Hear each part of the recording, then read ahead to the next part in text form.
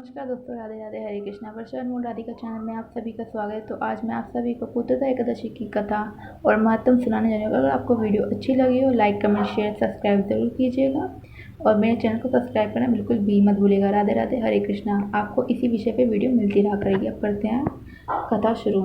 एकादशी के महत्व को आनंद लेते हुए धर्मराज युधिष्ठिर ने कहा, हे प्रभु, हे कल्याणकारी और महत्वकारी कथा को सुनने के आनंद की सीमा नहीं है और मेरी जिज्ञासा बढ़ती जा रही है। हे कमल नयनम, अब आप मुझे श्रवण माह के कृष्ण पक्ष की एकादशी की कथा सुनाइए की कृपा करें।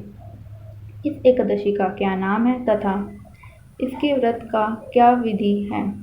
इसमें किस देवता का पूजन किया जाता है और इसका व्रत करने से किस फल की प्राप्ति होती? श्री कृष्ण भगवान ने कहा, हे धनोदन, श्रवण माह के शुक्ल पक्ष की एकादशी की कथा के श्रवण मात्र से ही अनन्य यज्ञों के फल की प्राप्ति होती है।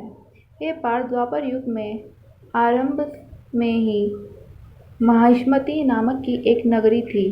उस नगरी में माहिजीत नाम का एक राजा राज्य करता था।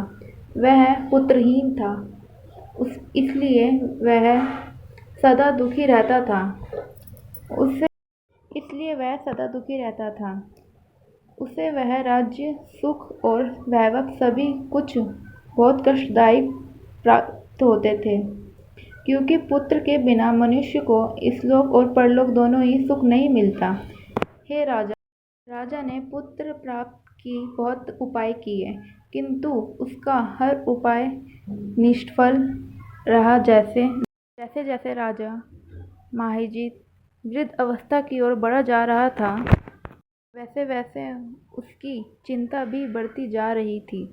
एक दिन राजा ने अपनी सभा को संबोधित करके कहा, ना तो मैंने अपने जीवन में कोई पाप किया है, ना ही प्रजा से धन एकत्रित किया है, ना ही कभी प्रजा को कष्ट दिया है और ना कभी देवता और ब्राह्मण का निरादर किया है। मैंने प्रजा का सदैव अपने पुत्र की तरह पालन किया है। कभी किसी से ईर्ष्या का भाव भी नहीं किया है। सभी को एक समान समझता है। मेरे राज्य में कानून भी ऐसा नहीं है जो प्रजा के अनवश्य डर उत्पन्न करे। इस प्रकार धर्मयुक्त राज करने पर भी मैं इस समय अत्यंत कष्ट भोग रहा हूँ। इसका क्या कारण है? मेरी समझ में कुछ नहीं आ रहा है। आप इस पर विचार करें कि इसका क्या कारण है और क्या इस कष्ट से मुक्ति हो पाएगी?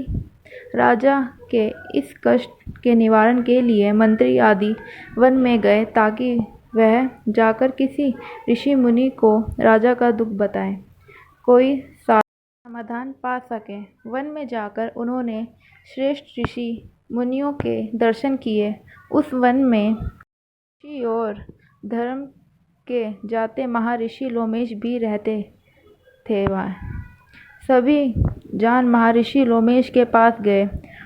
उन सभी महर्षि लोमेश को दंडवत प्रणाम किया और उनको सम्मुख बिठाया।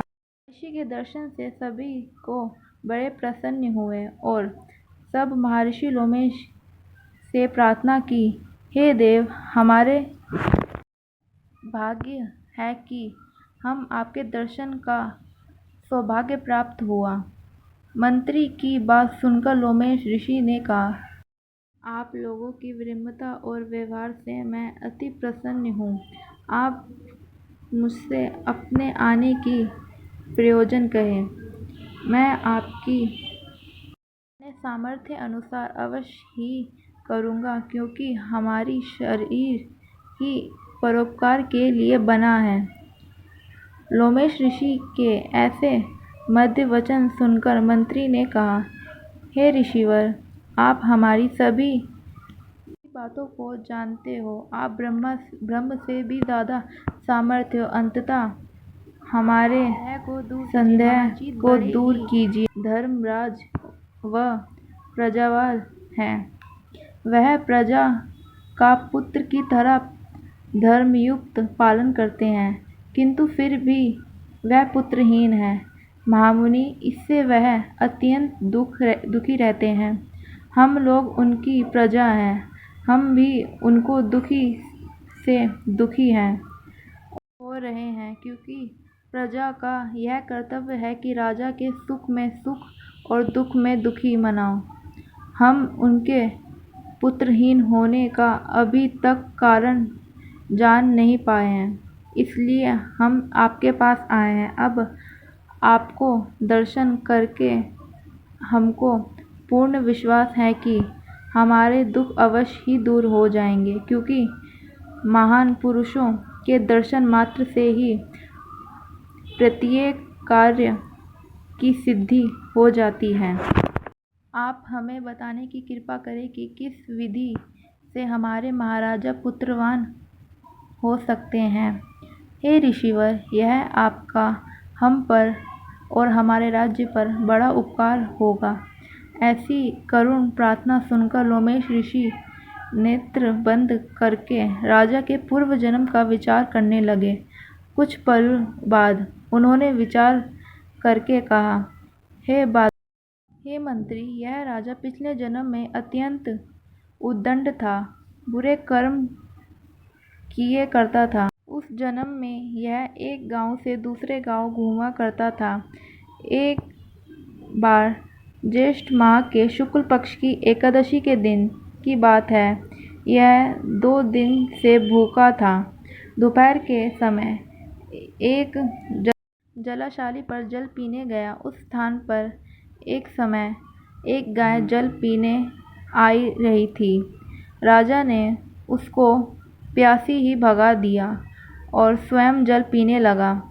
हे श्रेष्ठ पुरुषों, इसलिए राजा को यह कष्ट भोगना पड़ रहा है। एकादशी के दिन भूखे रहने का फल यह हुआ कि राजा को इस जन्म में राज्य मिला और प्यासी गाय को जलाशय से भगाने के कारण हीन है।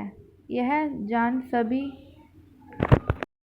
सभी प्रार्थना करके ऋषि श्रेष्ठ को बोले कि हे प्रभु, कोई ना कोई तो समाधान होगा। ऋषि श्रेष्ठ ने शास्त्रों में ऐसा लिखा है कि पुण्य से पाप नष्ट हो जाते हैं। श्रेष्ठ ने पुत्र रत्न की प्राप्ति की सुनी तो लोमेश मुनि ने कहा, श्रेष्ठ पुरुषों, तुम यदि श्रवण मास के शुक्ल पक्ष की पुत्रदा एकादशी का व्रत और जागरण करो और उस व्रत का फल राजा को निमित्त कर दो तो तुम्हारे राजा के यहाँ पुत्र उत्पन्न होगा। राजा के सभी कष्ट का नाश हो जाएगा। इस उपाय को जानकर मंत्री सहित सभी ने महर्षि को कोटि कोटि धन्यवाद किया तथा उनका आशीर्वाद लेकर अपने राज्य में लौट आए।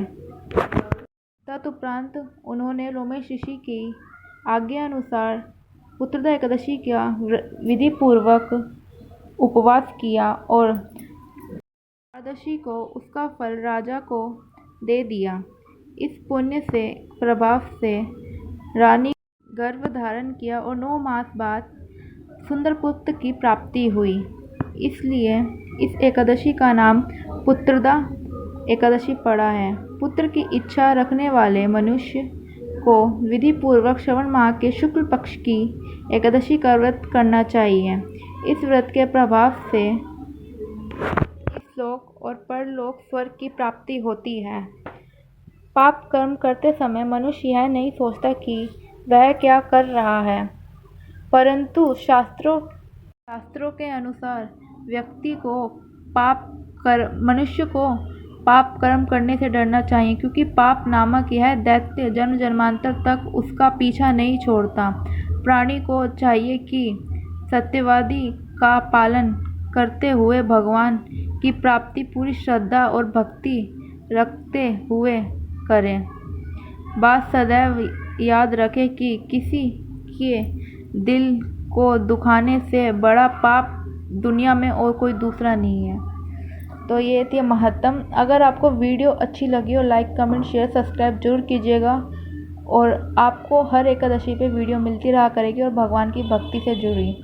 राधे राधे, हरे कृष्णा। प्लीज़ लाइक और कमेंट शेयर और सब्सक्राइब प्लीज़ जल्दी से जल्दी कीजिए।